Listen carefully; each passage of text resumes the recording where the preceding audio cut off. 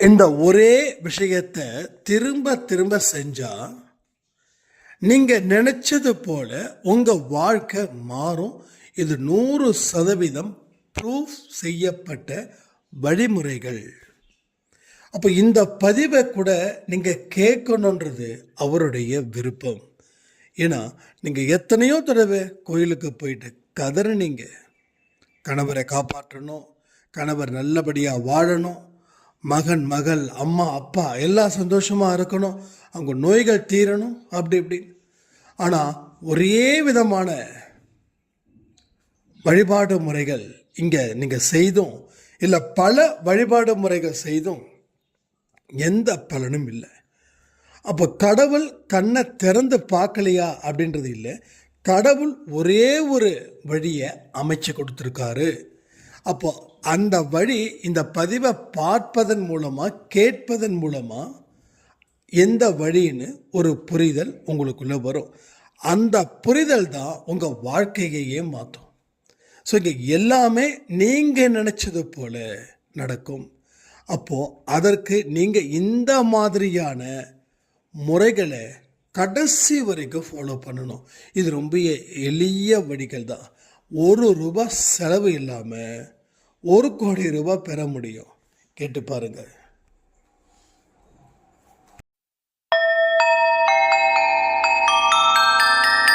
ஓம் சாயிரா சாயிரா, ஓம் சாயிரா சாயிரா, ஓம் சாயிரா சாயிரா, அன்பே சாயிரா, பேரன்பே சாயிரா, அகிலம் தளிக்க ஆத்மா விழிக்க அனுதினம் சாயிரா, எங்கள் அன்பே சாயிரா.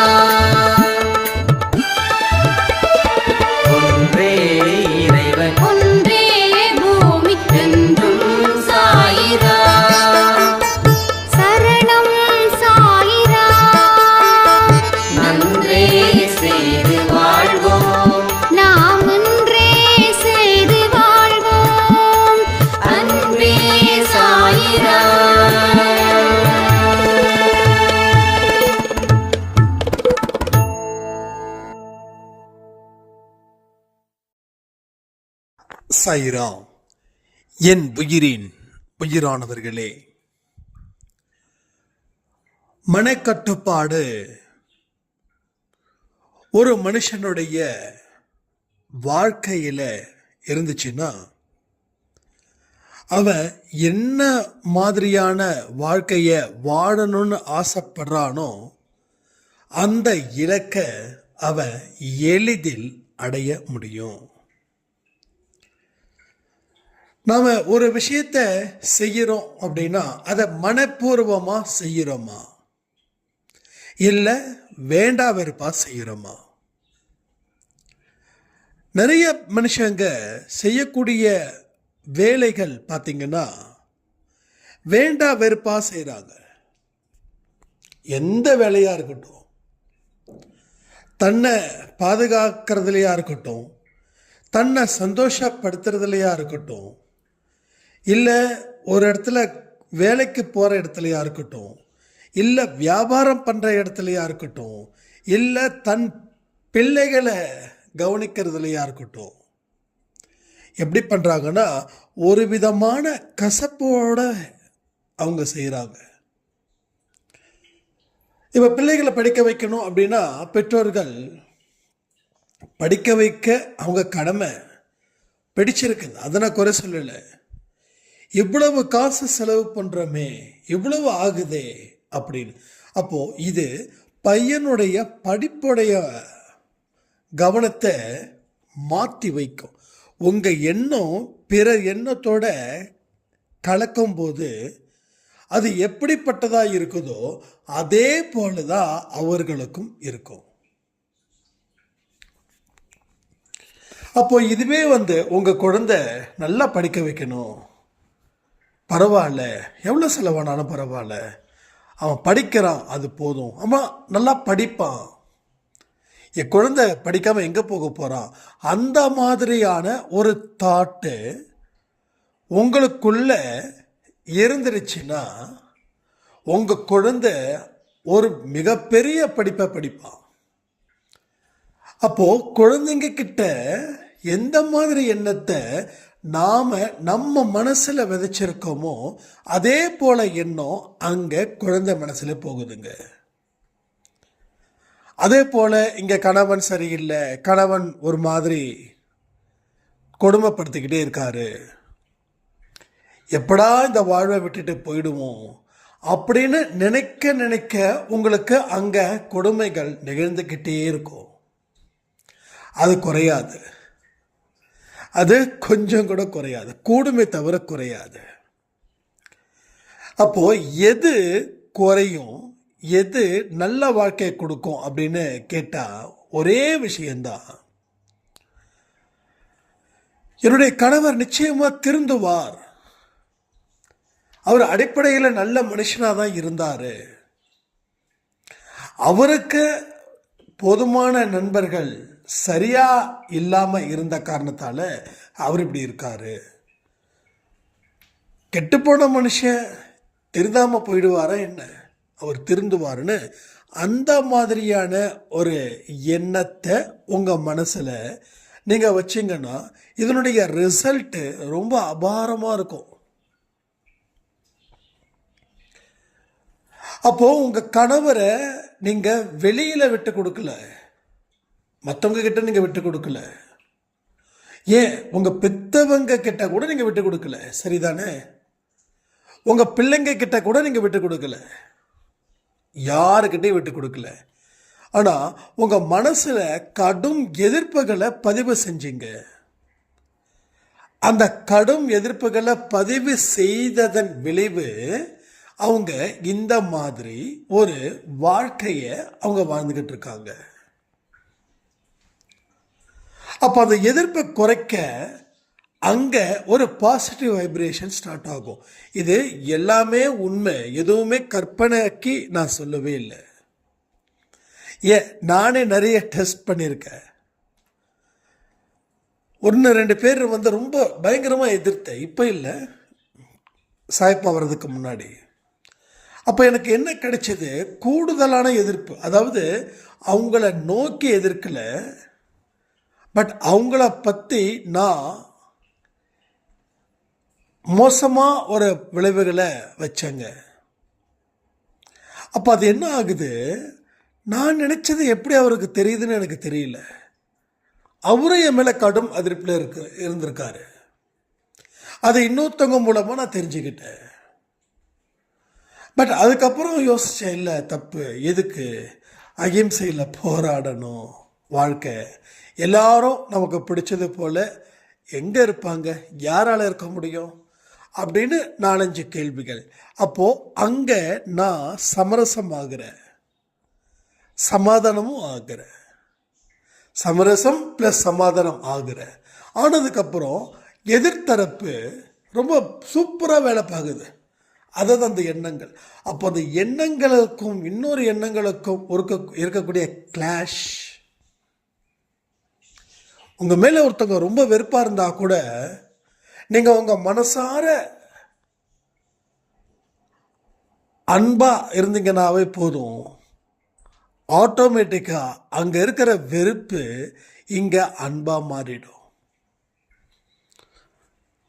கெட்டுப்போன பால் தயிராக மாறுது, ஆனால் தயிர் கூட பாலாக மாறக்கூடிய ஒரு அதிசயம் இங்கே இருக்குது. அப்போ அந்த அளவுக்கு அந்த எண்ணங்களுக்கு மிக பெரிய ஒரு வலிமை இருக்குது. அந்த வலிமையை நீங்கள் புரிஞ்சிக்க முயற்சிகள் செய்யணும். ஆனால் இதை விட்டுட்டு நம்ம என்ன பண்ணுறோம், எத்தனையோ எக்ஸ்டர்னலாக சில விஷயங்களை செய்கிறோம். ஒரு அம்மா இருக்காங்க, அந்த அம்மா அந்த அவங்க கணவர் ஏதோ பெண்களோட தொடர்பு ப்ளஸ் தண்ணி எல்லாமே இருக்கு. அப்போ இவங்க என்ன பண்ணுறாங்க, யாரோ ஒருத்தவரை வீட்டுக்கு கூட்டு கணவருக்கு தெரியாமல் பூஜைகளை செய்து, அவர் சொன்னாராம், இந்த சின்ன ஒரு ஆயில் எடுத்து அவர் சாப்பிடும்போது அந்த சாப்பாடில் கலந்துடுங்க, அதுக்கப்புறமா கொஞ்ச நாளில் அவர் அந்த பெண் கிட்ட இருந்து அந்த தொடர்பை விட்டுடுவார் அப்படின்னு சொல்லி ஒரு ரகசிய யாகம், யாருக்கு? கணவருக்கு தெரியாமல். எவ்வளோ தெரியுங்களா செலவு? மிடில் கிளாஸ் ஃபேமிலி எவ்வளோ இருக்குன்னு நினைக்கிறீங்கன்னு எனக்கு தெரியல. ஆனால் எனக்கு இது ஆச்சரியமாக இருக்குது. 50,001 ரூபாய். எவ்வளோ? 50,001. அதை கொடுத்து அவங்க அந்த பூஜைகளை பண்ணாங்க. கையில் இருக்கக்கூடிய ஏதோ செயினெல்லாம் அடமானம் வச்சு செஞ்சாங்க. கணவர் ஊரில் இல்லாத நேரத்தில் அந்த ரகசிய பூஜைகள். சரி, இதனால் என்ன பெனிஃபிட்னா ஒன்றும் பெனிஃபிட் இல்லை. அந்த 50,001 ரூபா சும்மா ஒரு அதிகபட்சமாக ஒரு 1000 ரூபா செலவு பண்ணியிருப்பார் பூஜை சாமான்களுக்காக. ஏதாவது ஒரு எண்ணெய் இல்லை ஏதாவது ஒரு தண்ணி அதை மந்திரிச்சு கொடுத்துட்டாரு. பட் என்ன நடந்துச்சு? ஒன்றும் நடக்கலை, ஒன்றுமே நடக்கலை. அதுக்கப்புறம் அந்த கணவர் அந்த பெண் கூடயே போயிட்டார், வாழ்க்கையை வாழ ஆரம்பிச்சிட்டார். அதுக்கப்புறம் நம்ம அந்த ஆன்மா கூட பேசுங்க, ஆன்மா கூட பேசுங்கன்னு மைக்கை போட்டு பேசணுமே, ஸ்டேஜை போட்டு மைக்கில் கத்தணுமே, அதில் அந்த அம்மா கலந்துக்கிட்டு அதற்கு அப்புறம் கொஞ்சம் மாசத்தில் அவங்க கணவர் இவங்களை தேடி வந்துட்டாங்க. அப்போ என்ன ஒரு பவர்! உள்ளுக்குள்ளே இருக்கிறத விட வெளியில் ஒன்றுமே கிடையாது. ஆனால் எல்லாம் கோயிலுக்கு போகிறாங்க, அதை பண்ணுறாங்க, இதை பண்ணுறாங்க. ஏன் நீங்களும் தான் அன்பே சாய் குடும்பத்தில் போகிறீங்க. நான் போக வேண்டான்னு சொல்லலை. அது ஒரு வெளியில் இருக்கக்கூடிய ஒரு மன திருப்திக்காக நம்ம போகிறோம், அவ்வளோதான். ஆனால் பிரச்சனைகள் கோயிலில் தீரல, உள் மனசில் இருக்கக்கூடிய எண்ணங்களின் வெளிப்பாடாக அது மாறுது. அந்த எண்ணங்களை தான் நம்ம சரி பண்ணணும். ஏற்கனவே எண்ணங்கள் இருக்கு, எண்ணங்கள் இல்லாமல் மனுஷனே இல்லை. எண்ணங்களால் உருவாக்கப்பட்டவன் தான் மனிதன். அப்பாவுக்கும் அம்மாவுக்கும் எந்த மாதிரி எண்ணங்கள் இருக்கோ அதுக்கு தகுந்த மாதிரி தான் அந்த குழந்தைக்கு இருக்குது. ஸோ எண்ணங்களை மாற்றவே முடியாது. அவங்க ஜீன், பேரண்ட்டோட ஜீன் என்னவோ அப்படி தான் வரும் அப்படின்னுவாங்க. ஆனால் இங்கே எல்லாத்தையும் மாற்றக்கூடிய சக்தி ஒன்று இருக்குது. திருடனோட பையன் திருடனாக தான் இருக்கணுமா என்ன? அப்படிலாம் இல்லை. பையன் பார்க்குறான், அப்பா இவ்வளவு தூரம் திருட்டுத்தனம் பண்ணி இவ்வளவு அவமானத்தை இந்த குடும்பத்துக்கு சேர்த்து வச்சிருக்காரு, நாம் அந்த மாதிரி போகக்கூடாது, குடும்பத்துக்கு நல்ல பெயர் வாங்கி தரணுன்ற பசங்களும் இருக்காங்க. ரைட்டா? அப்போது அந்த பையன் அப்படி இருக்கிறான்னா அந்த பையனோட அம்மா பாசிட்டிவாக இருக்கிறதால, அப்போது அந்த பையனோட அம்மாவும் தான் புருஷன் இப்படி மோசமான ஒரு வழியில் இருக்கிறானேன்னு அவனை சபிக்கவோ அவனை காயப்படுத்திக்கிட்டோ இருந்தால் பையனும் அதே போல் திருட்டு பையனாகவே மாறிடுவான். அதை புரிஞ்சுக்கணும். ஏன்னா பெண்கள் தான் இங்கே சக்தி வாய்ந்தவர்கள். பெண்களை மதிக்கிறவனுக்குத்தான் இங்கே எல்லாமே இருக்குது. புரியுதுங்களா? பெண்களை மதிச்சாவே போதும்.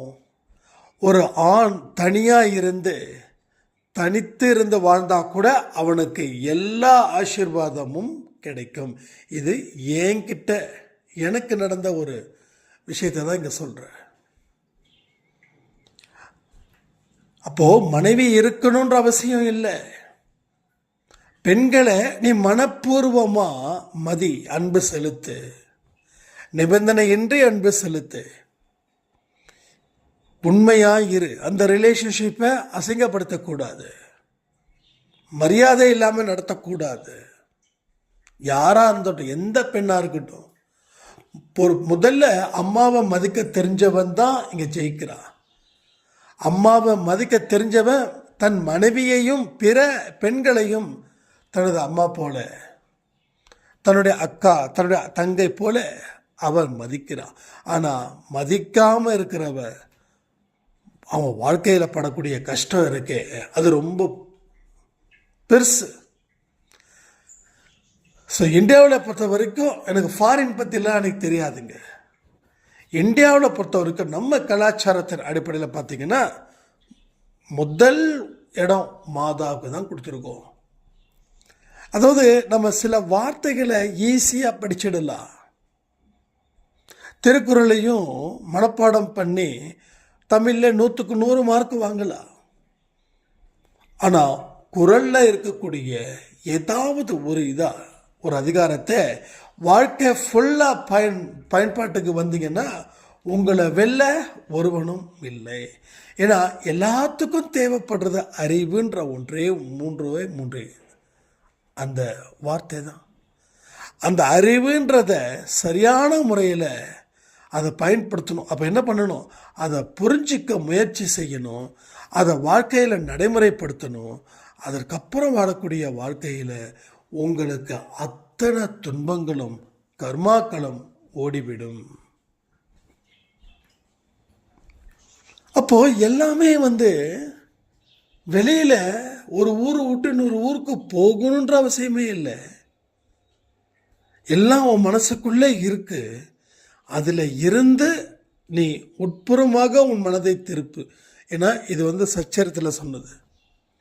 உன் மனதை உட்புறமாக திருப்பாத வரைக்கும் நீ எத்தனை கோயிலுக்கு போனாலும் எத்தனை கயிறு கட்டினாலும் உன் வாழ்க்கையில் எந்த விதமான லாபத்தையும் நீ அடைய போவதே இல்லை. ஆனால் எப்படி அந்த அம்மாவுடைய கணவன் திரும்பி வந்தார்? 50,001 ரூபாய் செலவு பண்ணும்போது அந்த அம்மாவுடைய கணவர் அவர் கூட தான் இருந்தார். அப்போது செலவு பண்ணும்போது என்ன ஆயிருக்கணும்? கண்டிப்பாக அப்போ ஏதோ ஒரு மந்திரத்தை சொல்கிறாரு, இல்லை எந்திரத்தை வைக்கிறாரு, என்னமோ ஒன்று பண்ணுறாரு. அவருக்கு தெரிஞ்சதை அவர் பண்ணாருன்னு வச்சுக்கோங்க. மந்திரமும் வச்சுருக்காரு, எந்திரமும் வச்சுருக்காரு, தந்திரமும் பண்ணியிருக்கிறார். ஆனால் எல்லாமே என்ன ஆகுது? அப்போ அது உண்மையாக இருந்தால் என்ன ஆயிருக்கணும்? அந்த அம்மாவை விட்டுட்டு அவர் இந்த அம்மா கூட குடும்பம் நடத்திருக்கணுமா இல்லையா? அப்போ ஏன் இப்படி மாறிச்சு? சரி, அப்படியே மந்திரம் தந்திரம் எந்திரம் அது ஒரு பலனை கொடுத்தாலும் அப்போ ஏதோ ஒரு வலுக்கட்டாயமாக தான் அவர் அந்த பெண்ணை விட்டு வந்திருப்பார் இல்லையா?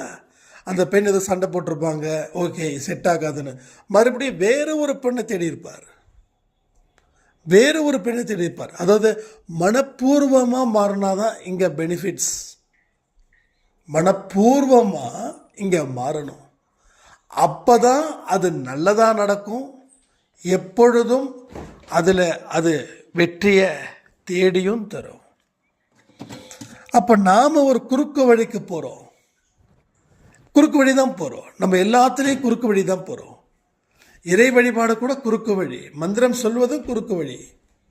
இப்போ இந்த குறுக்கு வழியை கடவுள் ஆதரிக்கிறாரா? இல்லை. குறுக்கு வழியை யார் ஆதரிப்பார்? கடவுளுக்கு எதிராக இருக்கக்கூடிய சாத்தான்கள். ஸோ அவர்கள் தான் இந்த குறுக்கு வழியை ஆதரிப்பாங்க, குறுக்கு வழியை கண்ணில் காட்டுவாங்க. ஏற்கனவே நம்மளுடைய கர்மாக்கள் அடிப்படையில் நமக்கு இந்த வாழ்க்கை கிடைச்சது, அது நமக்கு புரியணும். அந்த புரிதல் இன்னைக்கு யாருக்குமே இல்லை. அப்போது ஒரு குறுக்கு வழியை அவங்க பயன்படுத்துகிறாங்க. அந்த குறுக்கு வழி பெரும் நஷ்டத்தை திரும்ப திரும்ப அவங்களுக்கு கொடுக்குது. அப்போ நேர் வழியில் போனாங்க, நேரம் ஆச்சு, காலம் ஆச்சு, ஆனால் என்ன ஆச்சு? நினச்சது நடந்துடுச்சு. அப்போ நினச்சது நடக்கணும்னா ஒரே ஒரு விதை தான். என்ன நினைக்கிறியோ அதுலேயே லயிச்சிரு, அதுலேயே நம்பிக்கையோடு இரு. அதுவே கனவு காண. அப்துல் கலாம் சொன்னதையும் ஐயா சொன்னதையும் கொண்டு வந்துடலாம். அதுலேயே கனவு காணு, அதையே நினச்சிக்கிட்டு இரு. அதுக்கப்புறம் நீ என்ன நினைக்கிறியோ ஈஸியாக மாறிடும். அவ்வளோதான். ஸோ எல்லாருக்கும் அதான், எனக்கும் அதான், உங்களுக்கும் அதான். எவ்வளோ பெரிய பாவம் செஞ்சாலும் அவனுக்கும் அதுதான். ஸோ கண்டிப்பாக வின் பண்ணிடலாம். என்ன பாவம் செஞ்சவன் கடவுளுடைய தொடர்பில் இருக்கணும். பாவம் செஞ்சவன் அந்த தொடர்பில் இருந்தால் அவனுக்கு தண்டனையும் குறையும், அவன் புதுசாக எந்த பாவமும் செய்ய மாட்டான். அவன் வாழ்க்கையில் மேலும் மேலும் அவனது கை ஓங்கும். அப்போ இந்த மனக்கட்டுப்பாடை பற்றி நான் ஏன் சொன்னேன் அப்படின்னா, ஒருத்தவனை எதிர்க்கணும் அப்படின்னு தான் இந்த மனசு சொல்லிக்கிட்டே இருக்கும். ஆனால் உண்டு இல்லைன்னு பண்ணு, இவ்வளவு தூரம் பண்ணிட்டு என்ன கெத்தாக உட்காந்துருக்கான் பார்த்தியா, அவனை ஏன் நீ எதுவும் பண்ண மாட்டேன்ற, ஏன் அவனை எதுவும் தொல்லை கொடுக்க மாட்டேன்ற, நீ யாருன்னு காட்டு அப்படின்னு சொல்லி அது உசுப்பேத்திக்கிட்டே இருக்கும். அது ரொம்ப உசுப்பேத்தும். ஒரு குழப்பத்தை கொடுக்கும், ஒரு பயத்தை கொடுக்கும், ஒரு தைரியத்தை கொடுக்கும். நல்லா பார்த்துக்கோங்க, இப்படிப்பட்ட விஷயங்கள் இருக்குதான்னு பார்த்துக்கோங்க, ஒரு அறிகுறிகள் இருக்குதான்னு பார்த்துக்கோங்க. இப்போ நீங்கள் ஹாஸ்பிட்டல் போனால் டாக்டர் வந்து என்ன கேட்குறாரு, சளி எப்படி போகுது, மோஷன் எப்படி போகுது, யூரின் எப்படி போகுது அப்படின்னு கேட்குறாங்க. எதுக்குன்னா இதெல்லாம் எஸ்ன்னு சொன்னால் ஓகே, இவங்களுக்கு சளியோ இல்லை ஃபீவரோ இந்த விஷயத்துக்காக வந்திருக்குதுன்னு சொல்லி ஒரு ஆன்டிபயோட்டிக்கும் அந்த நோய் தீர்வதற்கு ஒரு மாத்திரையும் கொடுப்பார். அப்போ இந்த அறிகுறிகள் உங்களுக்கு இருக்குதுன்னு பாருங்கள். சில நேரத்தில் உங்கள் மைண்டை ரொம்ப ஸ்ட்ராங்காக இருக்கும், சில நேரத்தில் உங்கள் மைண்டை ரொம்ப வீக்காக இருக்கும், சில நேரத்தில் சந்தோஷம் நிறைஞ்சு இருக்கிறது போல் இருக்கும், சில நேரத்தில் துக்கம் நிறைஞ்சிருக்கிறது போல இருக்கும். இது மாதிரி மாறி மாறி மாறி மாறி வந்துக்கிட்டே இருக்கும். இதெல்லாம் தான் மனக்கட்டுப்பாடு இல்லாதவர்களுக்குத்தான் இது போல் இருக்கும். ஒன்றும் இல்லை, ஒரு சொந்தமாக வீடு வாங்கி வச்சுருக்கோம், அந்த வீட்டை நம்ம காலி பண்ண மாட்டோம்ல. ஸோ வாடகை வீட்டுக்கே நம்ம காலி பண்ணுவோம், அதாவது தேவைப்பட்டால் காலி பண்ணுவோம். ஆனால் இங்கே சொந்த வீடு வச்சுக்கிட்டு என்னதான் இருந்தாலும் பல்ல கடிச்சிக்கிட்டு இருந்துருவோம், வீட்டை மாற்ற மாட்டோம். அதுபோல் உங்கள் மனக்கட்டுப்பாடு சரியாக இருந்துச்சுன்னா உங்கள் மனசு அடிக்கடி மாறாது, சொந்த வீடு போல் நிலைச்சி நிற்கும், அந்த இடத்துல எந்த பிரச்சனையும் இருக்காது. ஸோ அவ்வளோ ஒரு கிளாரிட்டி, அவ்வளோ ஒரு விஷன் இங்கே கிடைக்கும்.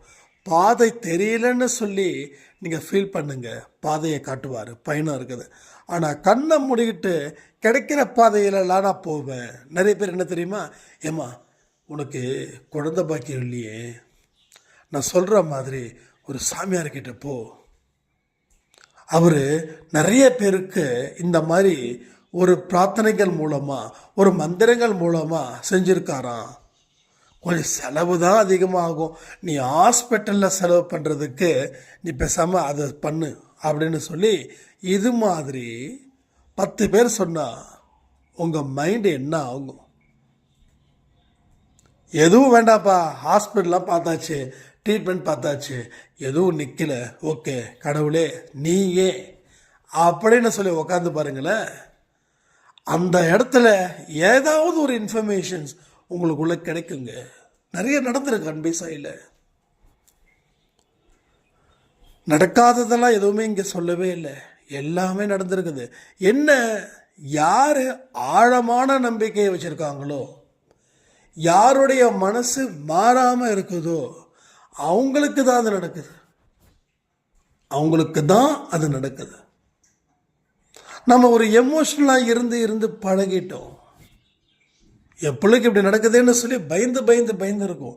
அப்போது அது நடக்கக்கூடாதுன்னு நினச்சி நாம் பண்ணக்கூடிய வேலை இருக்கே, அது மேலும் மேலும் பாதிப்பை கொடுக்குது, உங்களுக்குள்ள மேலும் மேலும் அச்சத்தை கொடுக்குது, மேலும் மேலும் உங்களை வீக்காக்கிக்கிட்டே இருக்குது.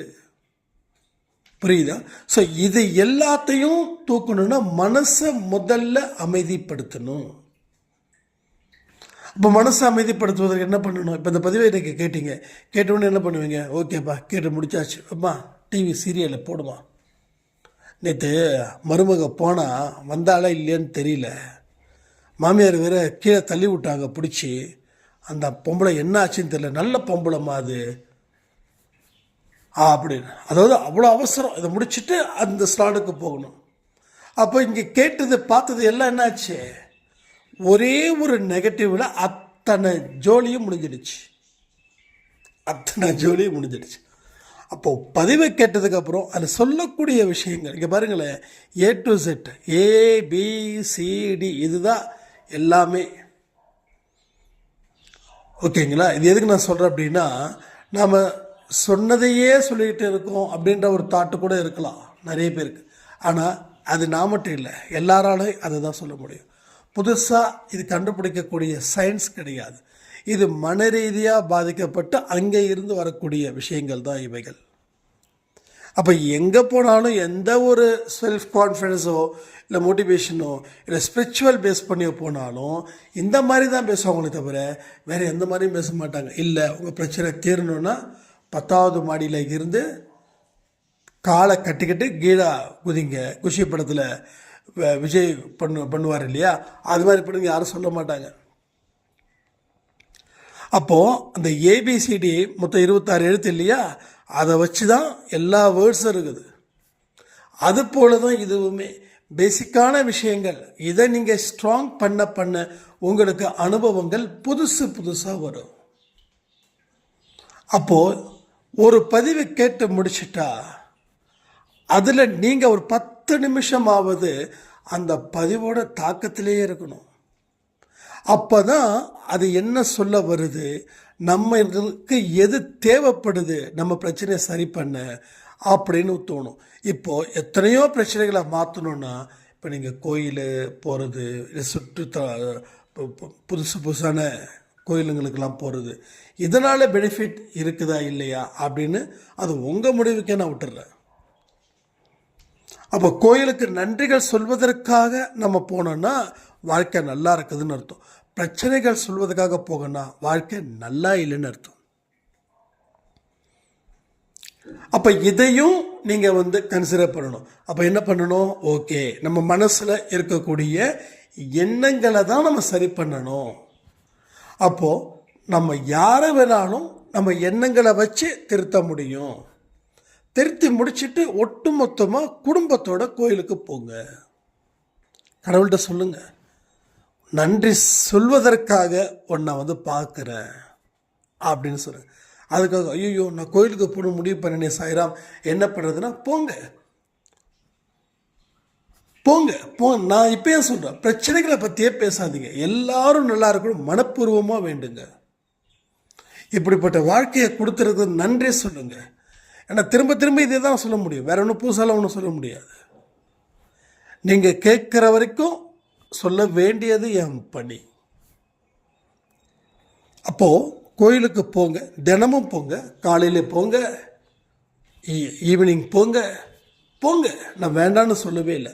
ஆனால் அது நன்றிகள் சொல்லக்கூடிய இடமா, ஒரு மனதார அம்மனையோ தெய்வத்தையோ பார்த்த ஒரு இதோ. இப்போ கூட நான் ஒரு மாரியம்மன் கோயிலுக்கு போகும்போது அவ்வளோ ஒரு ஆனந்த கண்ணீர்.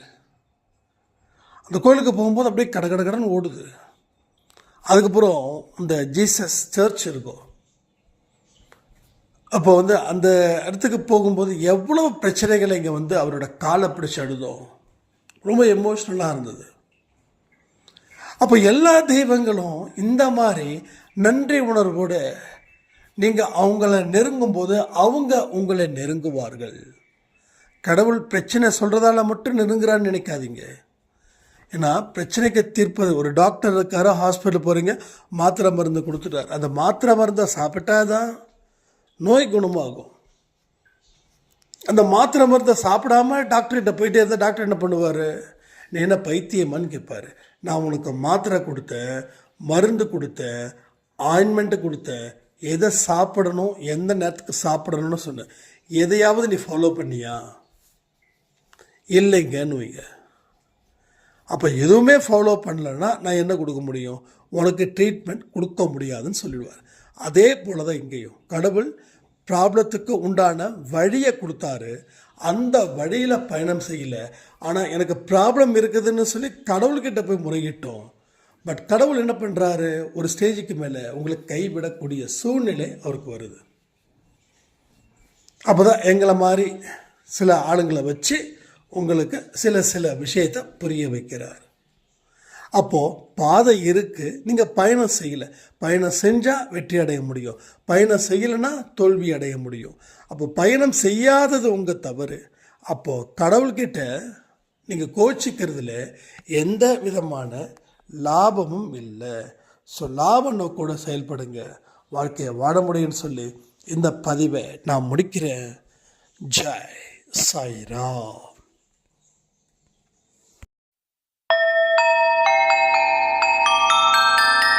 ஓம் சாயிரா. சாயிரா